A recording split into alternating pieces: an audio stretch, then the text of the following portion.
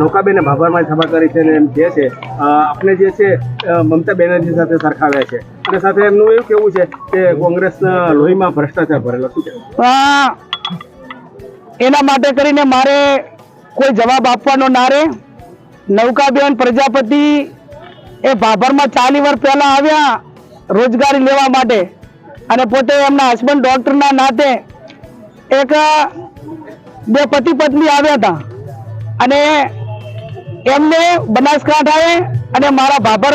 વિસ્તારે એ સહારો ને સાથ સહકાર આપ્યો છે। અમે મહેસાણા નથી ગયા, એ બનાસકાંઠા ભાભર આવ્યા છે ત્યારે એમને ભૂલવું ના જોઈએ કે આપણે કઈ પરિસ્થિતિમાં આવ્યા હતા ને ત્યારે 40 વર્ષ પછી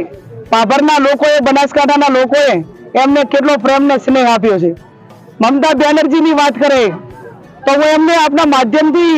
ચોક્કસ કહીશ કે જ્યારે પ્રજાપતિ સમાજની દીકરીઓ પર અત્યાચાર થતા હતા, ચાહે હપરેડાની ઘટના હોય, ચાહે લાખણી તાલુકાના લાલપુરની ઘટના હોય, એના ડીસા તાલુકાના બેનની દીકરીની વાત હોય, એ ટાઈમે એનો સમાજ હોવા છતાં એટાને એને રાજધર્મ નિભાવવાની જરૂર હતી અને એટાને જે દીકરીની હાલતો ખરાબ કરીને એના માટે 5 શબ્દ મીડિયા પાસે નૌકાબેન બોલી હોત ને તો એક નારી તરીકે હું પણ અભિનંદન આપોત। એ પ્રજાપતિ સમાજની દીકરીઓ હતી પણ કોઈ વોટ બેંકની પરવા કર્યા વગર પહેલા એ પરિવારના ઢાલ બનીને હું ઊભી હતી, એ પરિવારની મુલાકાત લીધી, એને ક્યાંક વિધાનસભા સુધી પ્રશ્ન લઈ જવો પડે સામે એનો પડકાર ઝીલીને એ દીકરીઓને ન્યાય અપાવવાનું કામ કર્યું હોય તો એ ટાઈમે જ્ઞાનીબેન ઠાકોરે કર્યું હતું। ત્યારે એ વ્યક્તિગત એનો જે કાંઈ સ્ટેટમેન્ટ હશે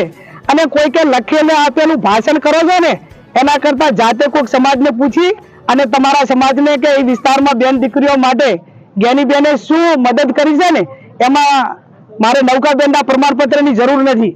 એ ગુજરાતની જનતાને, બનાસકાંઠાની જનતાને ખબર છે। ત્યારે હું ફરી એમને કહું છું કે તમને લખીને આપેલું ભાષણ જે તૈયાર કરી આલે છે ને એ તમારા આકાઓને પણ પૂછજો કે જ્યારે તમારી પોતાની તાકાત નથી અમારી સામે લડવાની ત્યારે તમે એકબીજાના સમાજના આગેવાનોને લખીને આપીને સમાજને